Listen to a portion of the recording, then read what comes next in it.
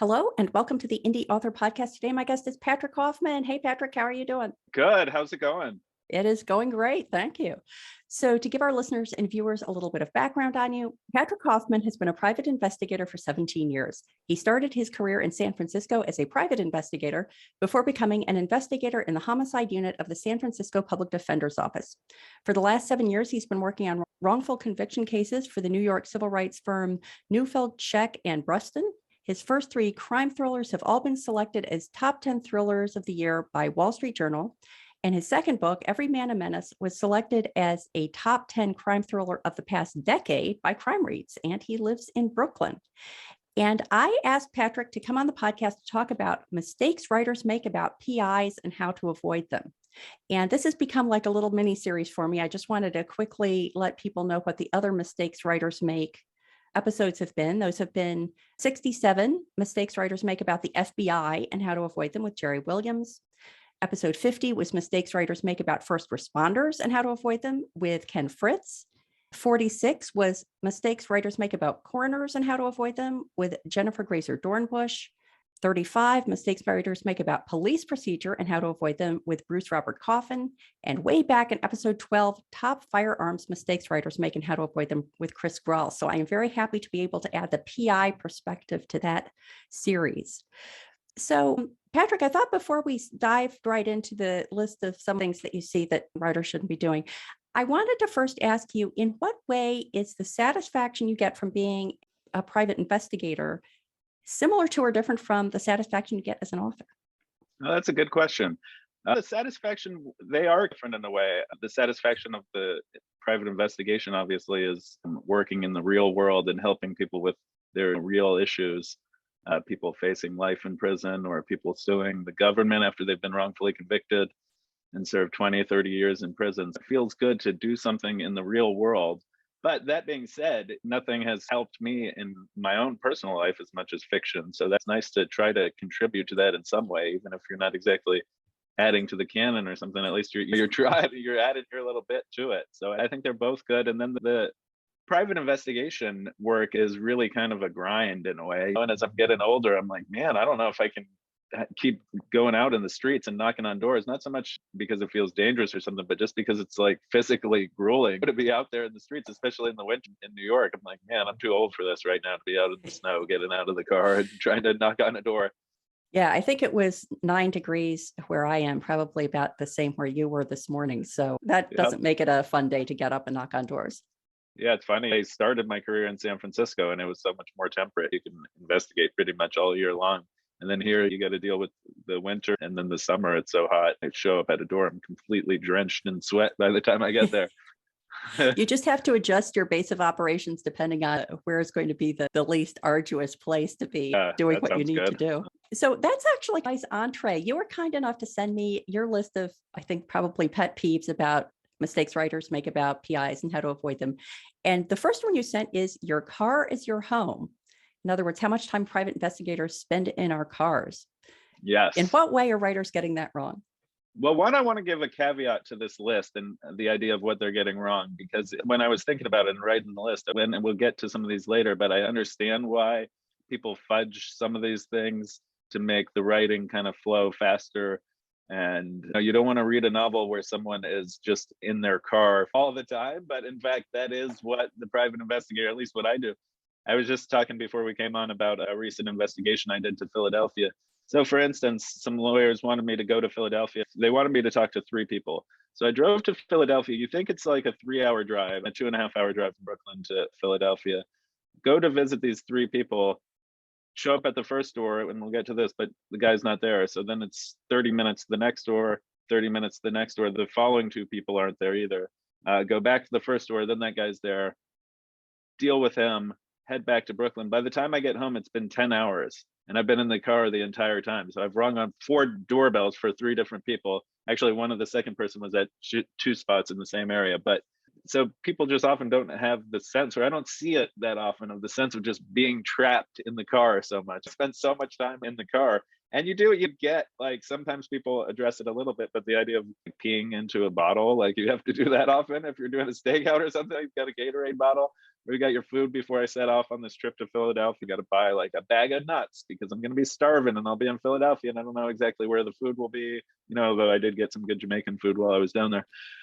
But yeah, sometimes it feels like the job is, especially when I was working at the public defender's office and it was really high volume and we were so many tasks that I had to do it. Often I felt like sometimes I'd be like, is my job just going from door to door, ringing a doorbell, someone's there, you go to the next spot, you're just going place to place constantly and you're in your car and you're watching houses from your car, all that stuff. So yeah, I just haven't seen one where someone's really addressed, this is where I am all the time. My body fits into the back of my car and I'm just molded into this car. There's trash everywhere. But that, as I said, with the caveat, I'm not sure I want to read that novel, that's all about that. But that's one thing. So all these things are things that I don't think people should necessarily do, but you can also address these things kind of quickly. I feel like you could have a line that says, I've been in this car.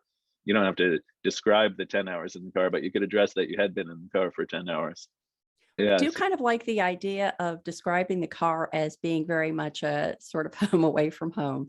And there are some things that I totally agree. It's best to just fudge. One of the things I talked about with Bruce Coffin about police procedures, nobody wants to read about the 4 weeks you spend filling out paperwork or whatever. Yeah. I know Bruce too. He's awesome. I really like him. Yeah, he's a great guy. Yeah. And it was very generous in sharing his perspective there. But the whole thing with basically living out of your car, doing your job out of your car, I think could open a lot of fun avenues for a crime fiction writer, describing the car, describing it becoming increasingly messy as the case progressed. So people could have some fun with that. Yeah, or if they were doing a real life thing on me, it would be complicated too by the fact that I have 2 babies. So not only is it a car, it's a car with 2 babies. So there's baby seats in the back and it's just messy, it's a typical parent car, just dirty, food crumbs everywhere. What are they? The squeeze thing, the packets, just used packets everywhere. It's just toys. It's kind of a funny thing for an investigator. Think of it as this hard edge thing. And then I'm driving around with the 2 baby seats, Well, it is also a nice opportunity to bring up that potential tension in the storyline about family life versus work life, and the fact that maybe you'd want to put somebody in the back of your car, but you can't because of the baby seats in back or something like that. Yeah, I can imagine that could be fun. Definitely. I was thinking before I came on this of my favorite sort of depictions in TV or books or something. I think the ones that nailed it, for me, the one that I've seen that was the most accurate, that I was like, they get it. And they obviously had a lot of consulting and stuff, but The Good Wife, I thought that how they handled investigations and stuff and their investigators. But there was one character, a private investigator, not the main one, but there was a secondary private investigator that was considered a really good investigator, and he had a baby. So he would go out with the stroller and do investigations with the stroller. And I haven't done that yet, but I have been tempted. I'm like, man, this would make the approach to the door a lot easier if I could bring the baby up. People, yeah, what can I help you with? We'll have to see what OSHA has to say about that. Yeah. The other thing I was thinking as you were describing that is that there's this whole set of problems that easy electronic communication has created for crime writers. So the fact that it becomes increasingly difficult to put somebody in a situation where they're out of communication so that a crime can occur. Yeah. But in a way, what you just described makes it a little bit easier because there are not that many places in our lives, I think, where we have to go to the house of the person we want to talk to, let's say a friend or a relative or something like that, and find them not home and then have to go back. Because usually all that stuff is just arranged electronically, or you make a phone call. But being able to do that a little bit old fashioned and traditional feeling thing of actually making the personal visit and not knowing if the person is going to be there is interesting. It's a funny thing about our job too. It's sort of the tradition for my type of investigation when you're working on these criminal cases or something, or these civil rights kind of criminal related cases. The theory is, and I basically agree with it, but I question it a little bit because we consider it just sort of religion, is that you never call before to set it up. And you always just show up on a cold call unannounced. And the idea being that if you call someone to set it up, they may say, okay, yeah, come by that day. And then they'll think about it and they say, wait, what the hell am I doing? I don't want to get involved in this, and call you back and say, actually, don't come back. Then they've told you not to come. So then you're kind of asking them if you do. And then if you show up at their door without having arranged it or anything and just cold call them, then it's harder to say no to someone who's just there in your face than to hang up a call on some anonymous person who could be like a scammer or a call, whatever. It's just harder to close the door, especially like when I'm trying my hardest to not let you close the door. But yeah, that's an interesting thing. But then sometimes I wonder, I just want to see a study that says, how does this work out study wise? Do we get better results by it? Might put people more at ease. It obviously would put people more at ease if you could let them wrap their heads around it. But the risk of having them say no is too big, I think, for most lawyers that I'm working for. Are the characters in your stories, are they private investigators, or is the protagonist a private investigator? In my last book, Clean Hands, there was a private investigator character, and she's kind of the main character, but they're not.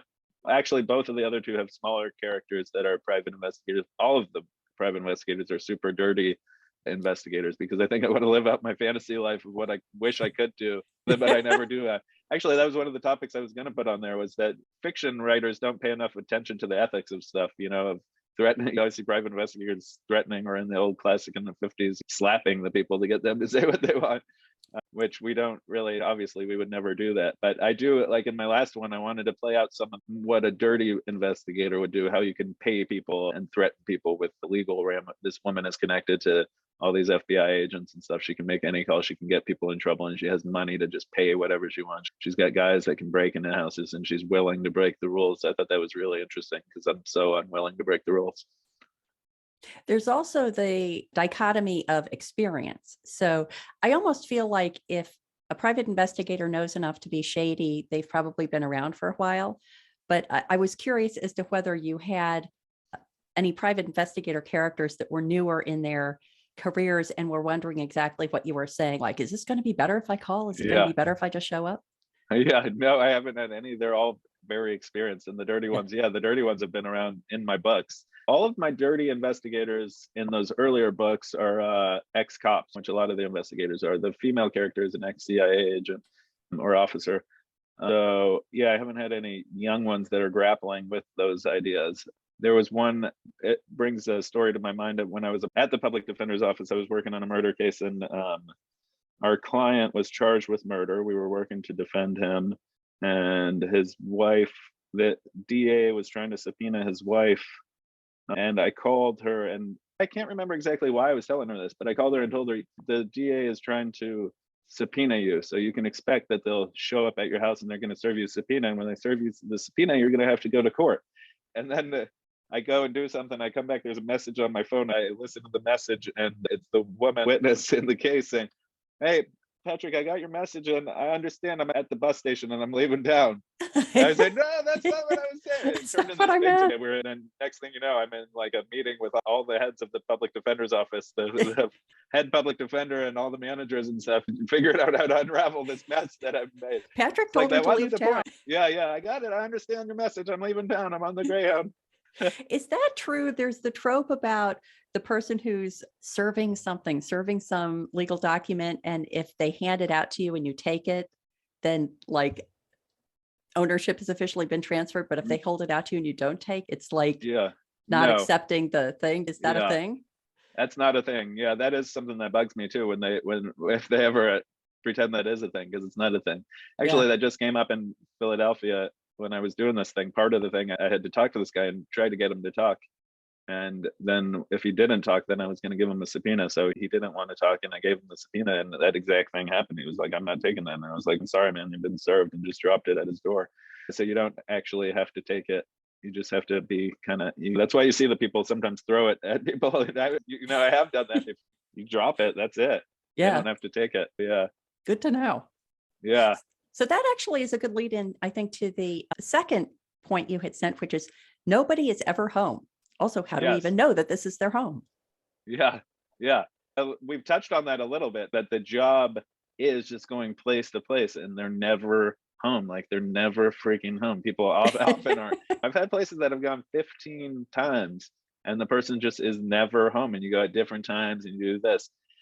Yeah, that leads to the other question is, and I don't see this in fiction, and another caveat is that I don't read much detective fiction, because it's like, I don't want to deal with that when I'm not working. But you can't help but take it in. I do read some, and I've read the classics and stuff, and I watch the movies and I watch TV. But yeah, you don't see people grapple so often with, when they show up at the door, is this the door? And if someone's not there, on the rare occasion, if they're not there, like if they're not there in real life, I'll kind of look around sometimes and see if anyone's looking, and then take a little peek in the mailbox and go through the mail, see what's there. Or you look at you try to take a look around at the place and just get a sense, like if the person has kids, are there toys out or something? You get a sense of, does this look, for instance, another one of the people I was just looking for in Philadelphia was a pretty hardcore drug addict. And I showed up to one of the places in Kensington looking for her, and it had the address above the place was in a font that looked to me like a gentrified font. It wasn't like super gentrified, but I was like, that doesn't look like what the address for this woman that I'm looking for would look like. I imagine her address, there wouldn't even be numbers up really. And sure enough, she wasn't at that place. Huh. So you're always looking for stuff like that, or looking for the mail, or talking to the neighbors, just like constantly. Yeah, so they always know that's the place. One, the person's always there. Like Law and Order is the one that always comes to my mind, because the people are always there no matter what. They show up and they're just there. They knock on the door and the person answers, and that's it. It's really I can funny. imagine that there would be a fun story that counters all of these. And of course, there's the boring way to handle, I had to go back to the house 15 times before someone was home. But then I can imagine there's the fun way too. You're getting in your car once again with the baby seats in the trash, and you're making the same drive for the 15th time. It would be kind of a fun way to start out a story. Yeah, it would. And you can do, you can compress the time. So you can say that in a sentence or two. Like you can get rid of all that time, but you can address that did happen. If I read that in a book, I'd be like, these guys know something about it. They know a little more. Because as soon as I see something that, when they don't do something, or if it's off, then I do kind of tap out a lot, where I'm like, it doesn't really have to feel a real feel to it. Yeah, I've just been reading a lot of short fiction, and I can imagine a fun, either creepy or humorous story of just the 15 visits to the house and what the person is seeing each time.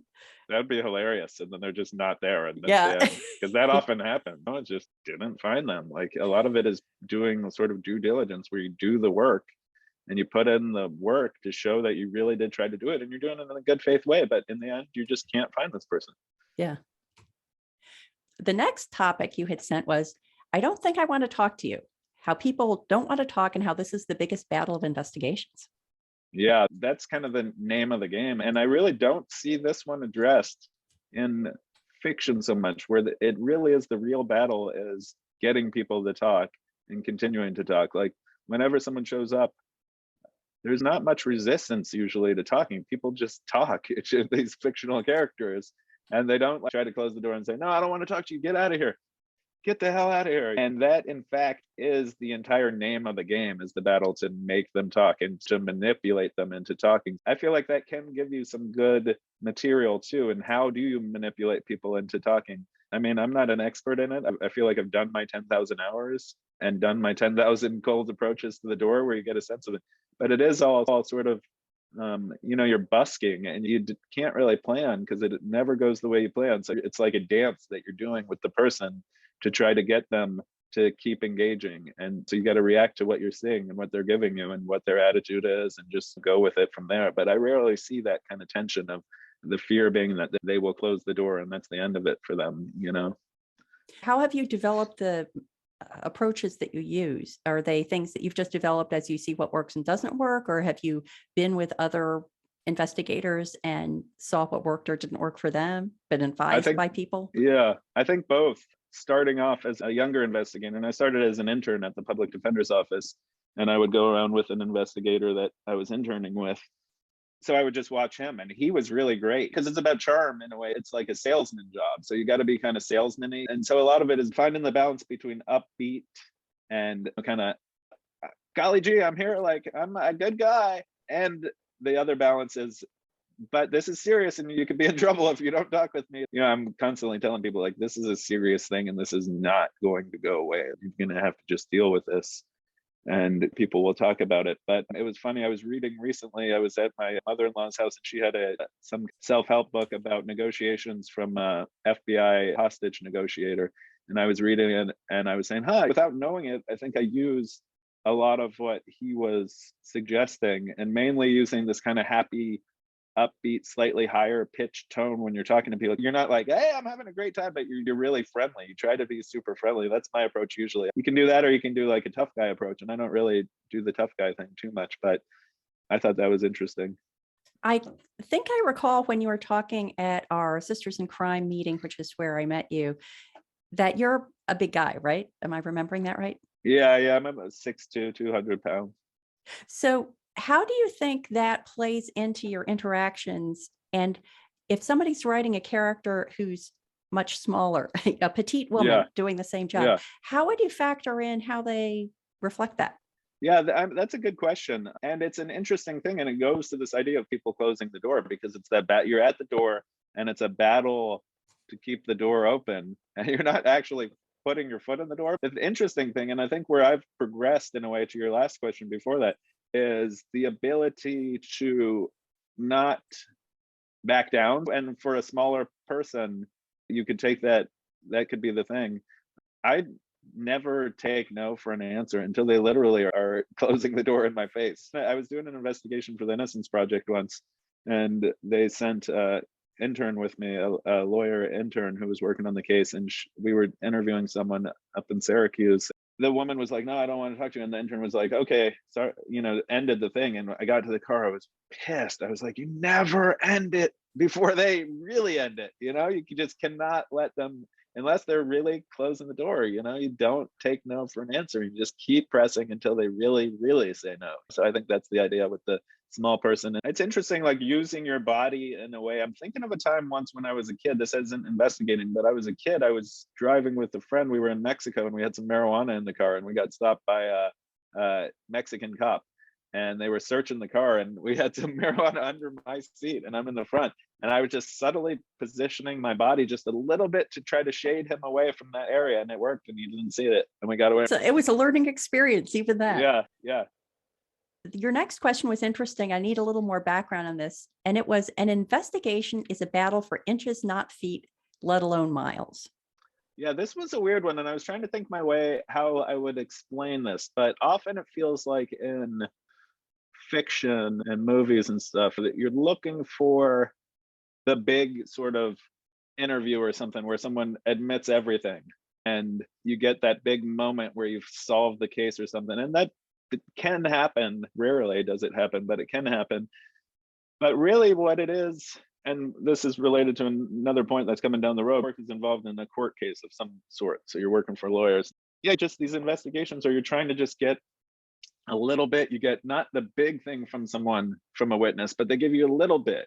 And it's just like a little bit of salt into the recipe of the case that you're trying to present, where instead of them saying, "I was there and I saw it," and the guy that's charged that you're working for was not the guy, maybe what you want them to say is, "I was there and I saw it, but I hadn't been wearing my glasses that night, so I couldn't see exactly that the guy that you're representing was the guy." You're just trying to muddy or not trying, you would like the home run, but often you're just muddying the waters a little bit. You're just adding a little bit of information each time. And it's not so much the home run where you get to the final person that says, "This is what happened, blah, blah, blah. That murder happened to," oh, that's the thing that really bugs me, is when the people just give it up in the end. When someone at the end, just the confession, the kind of Scooby-Doo confession at the end. And that makes it into a pretty high-minded show sometimes, like an HBO thriller thing where someone just admits it at the end. They lay it all out for everyone. Okay, yeah, that's it. That's another pet peeve of mine. I'm just rambling. No, that's great information. And it's selfishly good because I'm just finishing up. The listeners are going to be so tired of hearing this. I'm finishing my second edit on my fifth Ann Kinnear book. And there's a scene at the end, spoiler alert, where the guy is in prison for a crime and the protagonist goes to talk to him. They're trying to get him to say something that will incriminate him. And what I wanted it to be is that I think everybody knows that he did the dastardly deed, but they don't have the evidence for it. So he keeps saying things that kind of buttress everybody's belief that, or knowledge that he did it, but not quite enough that it's Yeah. like he'll say, "Boy, whoever clonked that guy over the head sure did me a favor," or Yeah. "The world's a better place without him. Not that Yeah. I took care of it." Yeah. And it's tricky because actually, I think that in the research I've done so far, he can go pretty far toward making sure everybody knows he did it without him uttering a sentence that the police can point to and say, "See, that's going to show up in court and convict him." Yeah, definitely. I always think that's an interesting thing, that you can commit a crime, but you're not convicted until they can convict you. So everyone can know that you did it, but if the evidence isn't there, then they don't have it. And that's why I advise all young men to not speak to the police when they come to talk to you. ask for your lawyer. Yeah.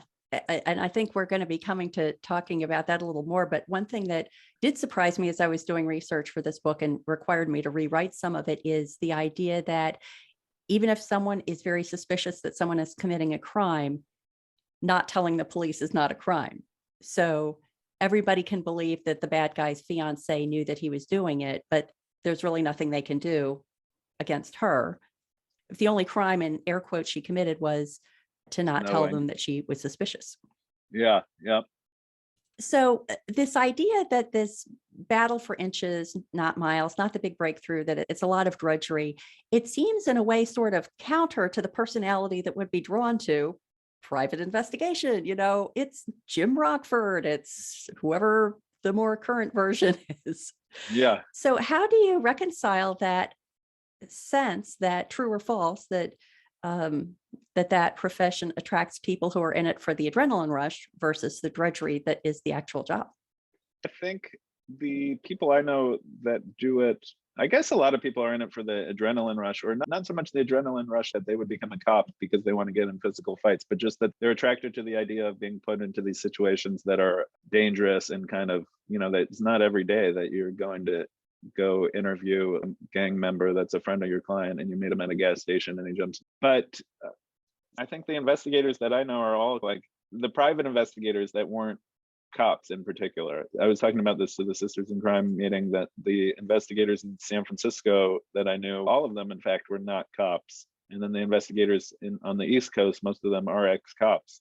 And the ones that are not cops or were not ever cops, I think are drawn to that, just like they're outsiders and they're eccentrics and they want to be doing not office work. Well, I'm speaking for myself. I want to be like, I like being out in the street and I like talking to real people and being in these crazy circumstances, although I like it. But on the other hand, and this is something that doesn't get addressed much, is it wears you down. Working on these criminal cases is just like really kind of scarring in a way. That they address some, and it's almost a cliche in a way, but just the level of PTSD of dealing with so much trauma. When I was at the public defender's office and I was just in the homicide unit, just working on murder every single day of the year, you open a file, you're reading about the murder, you talk to someone, you're talking about the murder, you're looking at pictures of the crime scene. It's just every day. And eventually I really did have PTSD. In the end, I was having PTSD symptoms. So now it's kind of slowed down and I still work a lot, but not as much as then. That was just so hardcore, so fast, like so many cases. You got 8 murder trials that are starting like back to back. So yeah, that's kind of a long-winded answer to that question.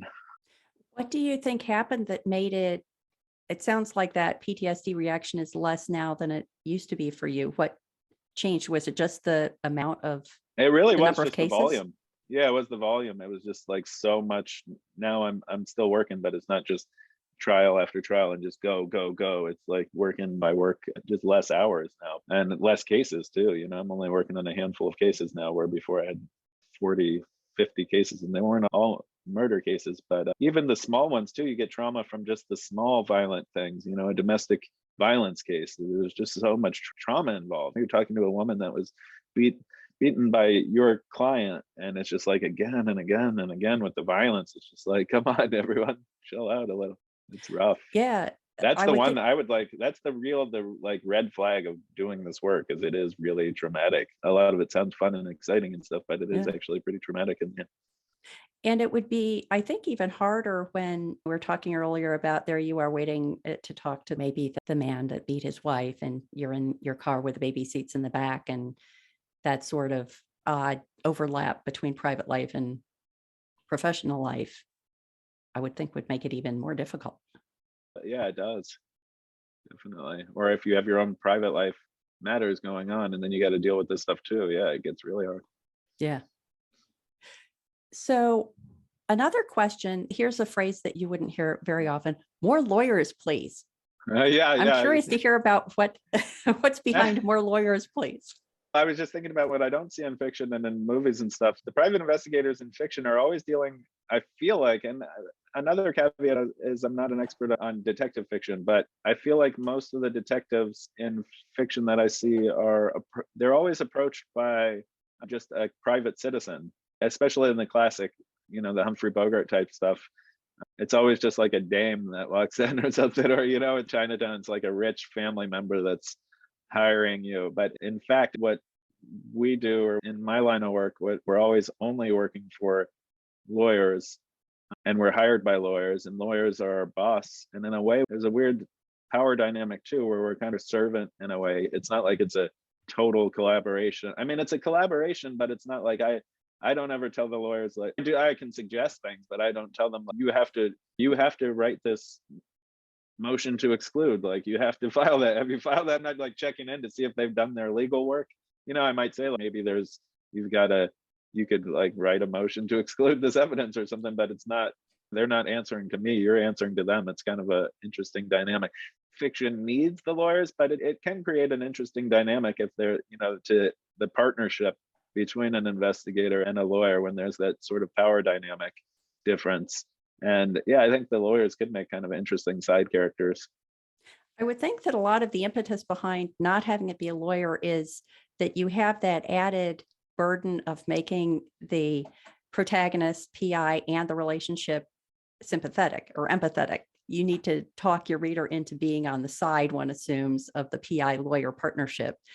And since lawyers aren't like at the top of the list of easily empathetic characters in fiction. More than, I guess, it's like it's unmediated that way. You just have the family member show up instead of it going through the lawyer. But in fact, it would go through even if it, in reality, if it was a rich person, it probably would be a lawyer bringing you the rich person's thing often, instead of just the rich person coming. And when, on the rare occasion, occasionally someone will reach out and try to get me to work for them, like a private citizen will just contact me because, there's articles about my investigation. So you Google private investigator New York and stories will come up about me. And so I get some random calls sometimes, or random emails of people.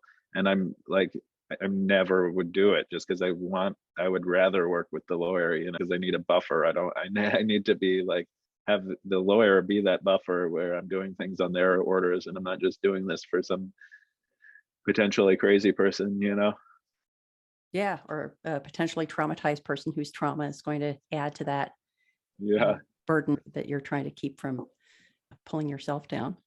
Yeah. So the last item you had sent was, hey, why are the lights off? Yeah. Why are interrogation rooms always dark? Yeah, this is the one that really bugs me. All the other ones, I'm like, I can see why you don't want to have a lawyer on it. I can see why you want people to be home when you go. I can see why you don't want to describe living in the car and peeing into Gatorade. The one thing and this is my life mission, is to get, and it's not private investigator related, really, it's detective related, where my mission is to end police interrogations in dark rooms. Where it's all, if you watch any single interrogation that takes place, is always in this dark room with like moody light coming down. And in reality, it's going to be a brightly lit, horribly fluorescent lit room. And you just never see that. And I'm waiting, even really quality shows, something like Mayor of Easttown or something, where I'm like fully in and they seem like really authentic and it's got a lot of details right. They never have the right lighting in the interrogation room. And it doesn't make it more tense necessarily for me. Like, to have it in a dark room doesn't add tension. I think it's just somehow it's become like language of the interrogations happen in dark rooms, but I've never seen an interrogation in a dark room ever. It's always super bright. And if I saw that, I would be like, yes, finally someone has the details right, What are the other, this is also a selfish question, but what are the other details of an interrogation room? So the bright light, is it common for the person who's being questioned to be restrained in some way, like handcuffed? You could have it either way. They could be handcuffed or they could not be handcuffed. Either way, I would have no problem with either one. The one thing we see still in pretty serious things, and that doesn't really exist that I ever see, is the two-way mirror anymore. It's all us now, so there's no need for the two-way mirror where people are watching an interrogation through the room. That always, whenever I see that, I'm like, nah, that's not happening anymore. You got cameras now. There's like everything's recorded, right? You got that? Is that your? I'm gonna go do an edit right after this. Yeah, I feel like it just doesn't happen anymore. They have them because you still like, and they had them before, like they would do it. But now that digital video is what it is, it's just like they don't have it anymore. But if it was back in the 90s or something, I'm sure that they did have it. Yeah. There was I wish I could remember the name of this. It was a British series and it all took place in interrogation rooms and the hallway right outside the interrogation room. Do you know what Huh. have you I don't seen know this? that one. No, I'll have to look it up. It was a great series, but it was very dark. that's interesting. I like Happy Valley. That was my favorite British one. I really liked it. Happy Valley. I don't know that one. Yeah, that's a good one. Really scary. Is that one that has P.I.s in it? It's a detective. It's a woman detective in a small town doing a murder case, but it's really scary. Okay. Yeah, Really and scary she's sounds good. really charming character. Okay. I'll have to check Yeah. that out. So if a writer is writing about a PI and they want to get personal experience. So I know, for example, I've been able to do ride-alongs with the police officers to get some details about that. What can you advise them in order to try to get some in-person experience with that kind of life? Yeah, that's a good question. And I don't know whether it's possible for sure, but I don't know how likely it is in a way because just some of the confidentiality issues. You're working on a case and it's you could do it, you can get around it and you could do it, but you sort of like the investigator would kind of have to be a real mensch to make it happen. And I guess it also, in a way, I hate how this sounds, but it also sometimes depends on the level of the writer call. Like if Richard Price is calling and saying, I want to do a ride along, you're like, yeah, okay, let's do it. But if it's like a first time author trying to do it, you're like, all right, yeah, maybe let's do it. Yeah. It's less likely possibly. But yeah, I think it's always just like anything, you just approach in that friendly way that I was talking about and try to see what happens. Because I've found in doing research myself, people are like very willing to talk. They might not be willing to let you go with them necessarily, but I find that one good way to do it, I think, is to have your question. You say to the investigator, not necessarily have to ride along with you all day because they might not want to do that, but they could, and that would be great. That would be ideal. But if they can't do that, maybe then, okay, you don't want to do that. Maybe I've got 10 questions. I'm running this PI character. Here are the 10 questions I'm wondering about.